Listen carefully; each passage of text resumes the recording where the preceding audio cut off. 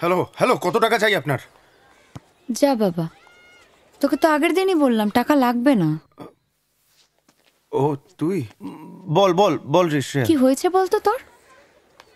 আবার সকাল সকাল নেশা করেছিস নাকি? আরে না না, আসলে হয়েছে কি, একটা ক্লায়েন্টের পেমেন্ট দেওয়ার ছিল তো, ওই জন্যই আমি ভাবছিলাম। ছাড়, তুই বল তুই বল, তুই কোথায়?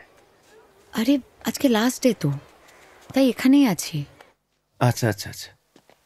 শোন, আমি এখানে কাজ শেষ করে I am calling you up. দেখা করিস প্লিজ।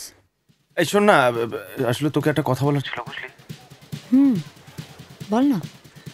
না থাক থাক, দেখালেই বলবো। রাখছি।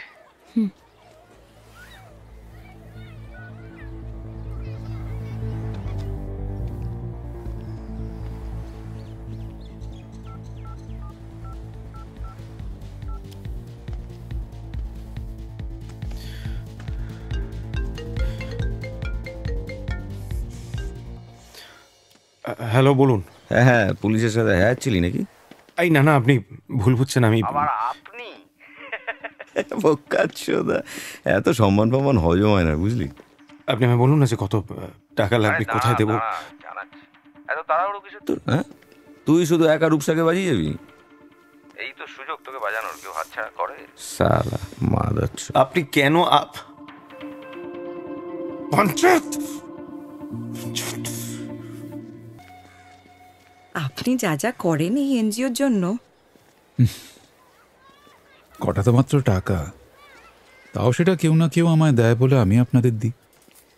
মানে এদিকে কিন্তু আমার টনটনে জ্ঞান, মানে খরচাপাতি বাদ দিয়ে যেটা বেঁচে থাকে সেটাই দিই। সেটাও বা কজন করে? সবার তো ফ্যামিলিতে কেউ না কেউ আছে। আমার ফ্যামিলি বলতে কে, শিবু আর এখানে যারা আছে তারা। আমি কিন্তু নিজের স্বার্থেই দিই। একটা কথা জানার ছিল, পিকাসো কেন বললেন না তো?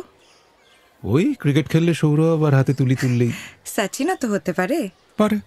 তা আমি মনে প্রাণে একটু বেশি বাঙালি, তাই রাজস্থানীদের ডালবাটি চুরমা বা তামিলদের ইডলি ধোসা খেতে ভালোই লাগে, তবে বাঙালির লুচি তরকারির চেয়ে বোধহয় ভালো নয়। কথায় আপনার সঙ্গে পারবো না। আচ্ছা, এটা নিন। Thank you so much. You most welcome.